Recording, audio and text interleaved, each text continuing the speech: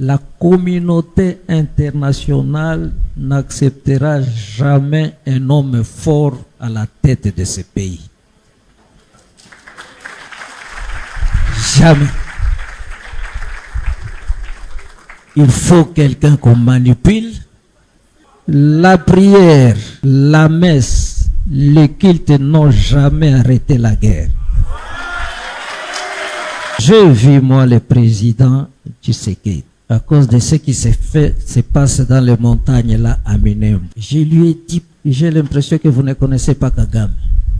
Vous ne connaissez pas Kagame. Cet homme-là, on ne peut pas négocier avec lui. Faites-nous une armée républicaine. Arrêtez cette histoire, moindre chose, la communauté internationale. C'est cette communauté internationale. Comment je suis là aux côtés de Charles, qui m'a invité personnellement. En fait, avec Charles, nous avons en commun Monseigneur Muzirwa. Monseigneur Muzirwa qui est pour moi un modèle de résistance. Un modèle de résistance. Quand j'étais auxiliaire ici, et comme un homme à Uvira, tout le monde, en commençant par ma famille, me dit, tu ne vas pas là. Tu ne peux pas aller là-bas, on va te tuer. Mais j'ai commencé déjà à réfléchir, je n'ai jamais vu Muzirwa, j'ai commencé déjà à réfléchir, à lire. Et c'est cet esprit Muzirwa qui m'a donné la force de me rendre là. Et ça fait 10 ans que je suis là, je ne suis pas encore mort. Mais je vais vous dire une chose. Quand je vais là-bas, je prends la parole et je dis, si je suis venu ici, c'est parce que je sais que vous allez me tuer. Mais sachez que je suis déjà mort là à Kinshasa et on ne tue pas quelqu'un 2 fois. Et il semble que je suis sur sa liste noire. Je suis interdit de passer au Rwanda, mais j'y passe quand même. La résistance, je crois que c'est ce qui nous manque. La résilience. C'est ce qui nous manque. Et je suis content de le dire devant vous les jeunes. La résistance. Hier, j'ai appelé quelqu'un qui est à Goma. J'ai une grande famille à Goma. Pour rentrer chez moi au Uvira, je ne peux plus passer à Goma. À cause de tout ce que vous savez, vous pouvez atterrir à l'aéroport et c'est pris. Et je demande, mais comment vous restez dans cette ville qui est menacée? Et ils me disent, nous avons pris l'option de ne pas abandonner notre ville. Parce que si nous abandonnons la ville, ils vont la prendre. Et ça vient de Muzirwa. Muzirwa était à Kinshasa, ici, avant d'aller mourir là-bas. Tout le monde lui a dit de ne pas aller là-bas. Et quand il arrive à l'aéroport, il trouve des prêtres religieuses qui sont en train de prendre l'avion pour quitter Bukavu. Lui, il est allé à Bukavu. Et quand on lui pose la question, il dit, moi je peux partir, mais les fidèles, les chrétiens, le peuple de Bukavu vont aller où? Restons là, mourons là ensemble. Et c'est mon option à ouvrir. J'ai dit, si ça éclate ici, laissez-moi dans ma chambre. Vous allez fuir et laisser les autres avec qui? Cet esprit de résistance nous manque, je crois. Je le trouve seulement chez ce qu'on appelle aujourd'hui Wazalendo, qui hier on appelait même nos gouvernants ici, les appelait des forces négatives. Et je vous jure, ni t'étais ces jeunes gens-là, les pays seraient déjà partis de ce côté-là. Alors, comment je connais Charles, je le vois au même moment que vous. Pas plus tard qu'hier, quelqu'un de Paris m'envoie son message, je connais un peu, c'est un écrivain aussi. Il me dit, mais pourquoi vous invitez toujours ces Charles et nous autres? Et il m'étale toutes ses publications sur ce qui se passe là-bas. Comme j'essaie aussi un peu d'écrire, je lui dis, ce sont les œuvres qui font parler de leurs auteurs. Ce sont les œuvres.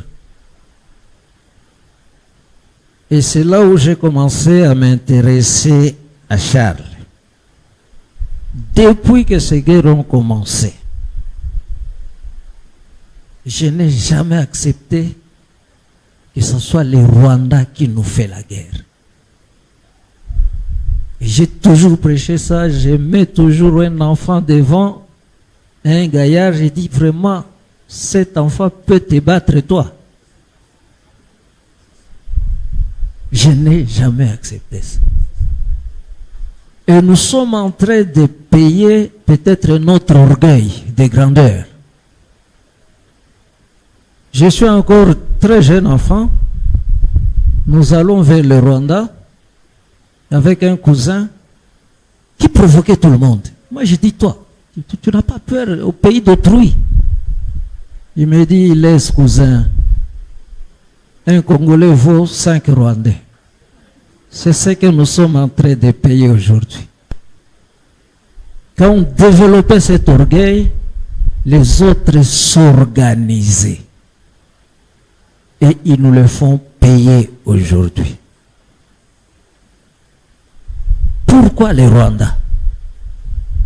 J'ai changé la vie quand j'ai lu le livre de Charles.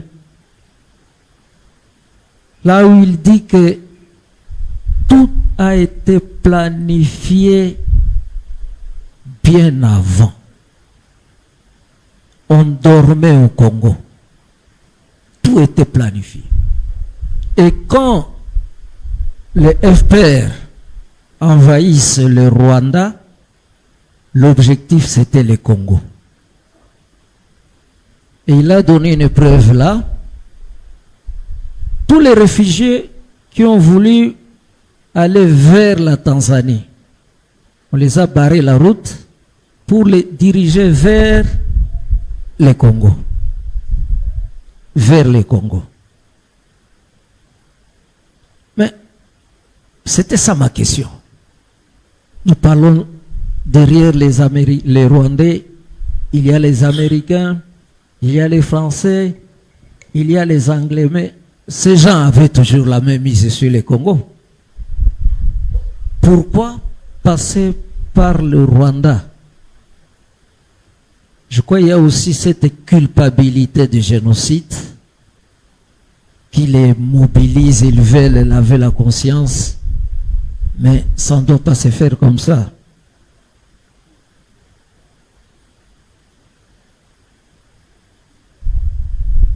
À la Cinco, là, je suis président de la commission épiscopale des ressources naturelles. On se retrouve aux États-Unis pour nos réunions et on nous fait passer sur vidéo toutes les richesses sous-sol du Congo. Il n'y a pas que les minéraux, il y a le bois, il y a... Et mon voisin à côté, c'était un Australien, il me dit, avec tout ça, vous croyez qu'on va vous laisser tranquille? Et ça, c'est depuis Léopold II, comme notre frère, je ne sais pas celui qui a parlé, comme il a dit, le Congo avait été créé, comme tu l'as dit là, bien commun de l'univers. Et nous sommes victimes de ça. Et c'est comme ça que la communauté, suivez-moi bien, surtout vous les jeunes, la communauté internationale n'acceptera jamais un homme fort à la tête de ce pays. Jamais. Il faut quelqu'un qu'on manipule. Il n'a pas de diplôme, on lui donne un diplôme, mais on sait qu'il ne l'a pas.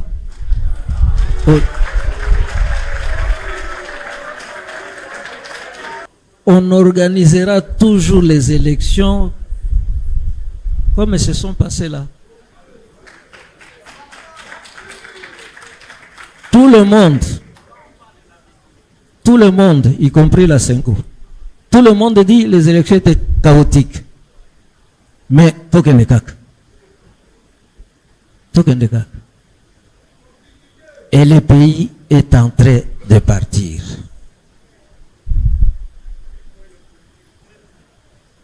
Notre pays, je commence à chuter, notre pays est en danger. Et je pense que c'est cette fois-ci ou jamais.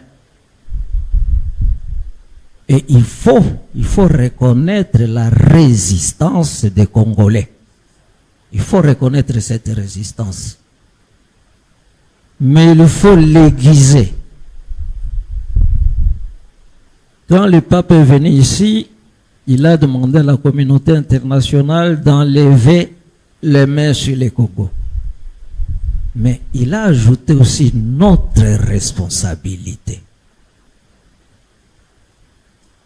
Il y a aussi notre responsabilité. Et la première cause de l'inconscience des Congolais, et s'il y a des choses qu'on doit vraiment combattre, c'est d'abord la corruption. Le niveau de la corruption a débordé les frontières du tolérable. 4 sources. L'argent. Vous avez vu comment l'argent a circulé.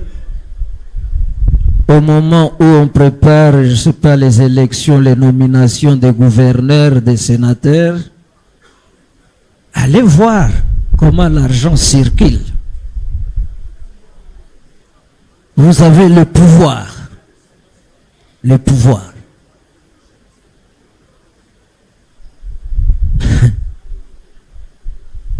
J'ai fait une petite université là au Vira. Pendant ces élections ici, tous mes profs étaient des candidats, y compris des étudiants.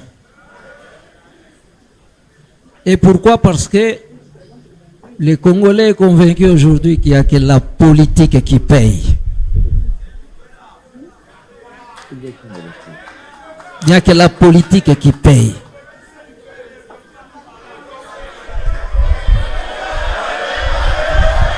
Bon.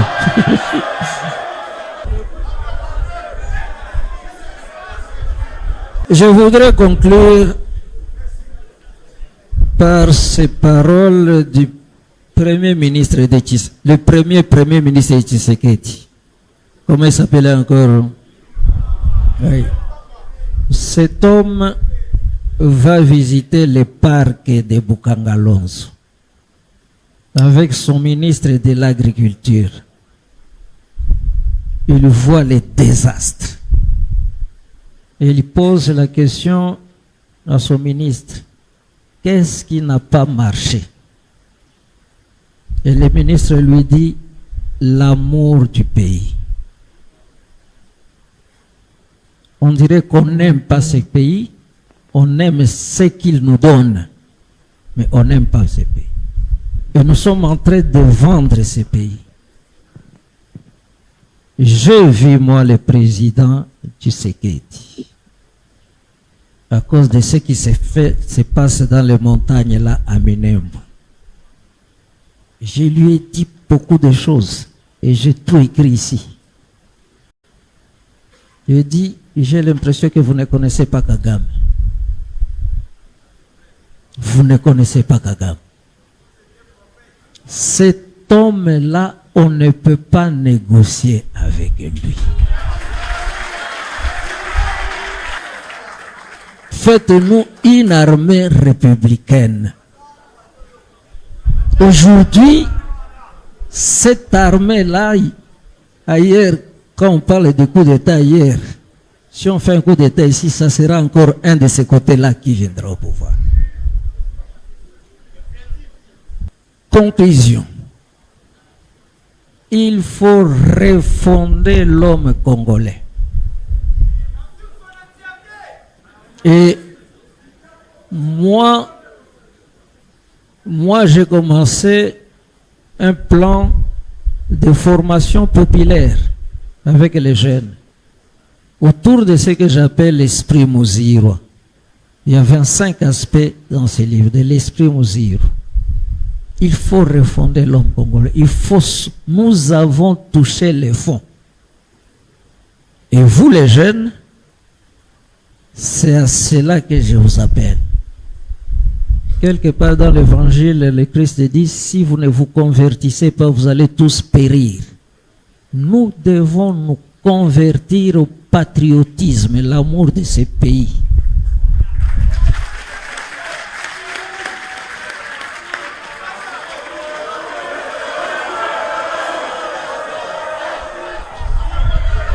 Je termine. J'ai vu la carte, comme on a montré ce que risque d'être le Congo de demain. Pas demain, même aujourd'hui. Hier, on a fait passer réseaux sociaux, un pasteur qui est en train de prêcher. Il dit, d'ici peu, le Kivu, depuis Ituri jusqu'à Uvira, ça sera une nouvelle république. C'est un pasteur, hein? Et le Maniema sera notre ferme. Moi, pendant 10 ans que je suis là, j'ai fait des ateliers, des messes et des ceci. Et je suis arrivé à la conviction, suivez-moi mieux parce qu'il y a beaucoup de pasteurs ici. La prière, la messe, les cultes n'ont jamais arrêté la guerre.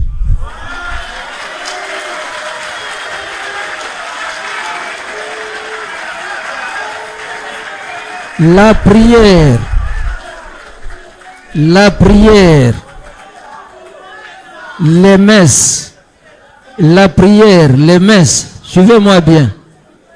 C'est pour changer nos cœurs, pour nous convertir à la paix. Et le grand argument que j'utilise, Israël et Palestine.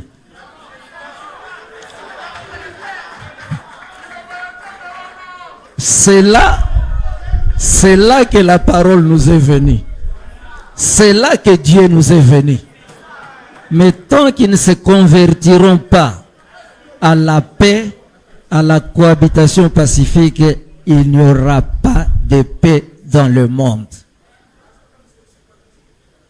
Deuxième chose, vous les jeunes, tout ce qui est relations internationales, arrêtez cette histoire, moindre chose, la communauté internationale. C'est cette communauté internationale. C'est cette communauté internationale. Et la première réforme qu'il faut demander par rapport à cette communauté, c'est cette affaire-là des conseils. Tant qu'il y aura ces pays qui détiennent eux-mêmes le droit de veto, il n'y aura pas de. Donc nous vous engageons, nous les jeunes, nous comptons sur vous pour sortir. Mais il faut résister au premier péché des Congolais, la corruption. Je dis et je vous remercie.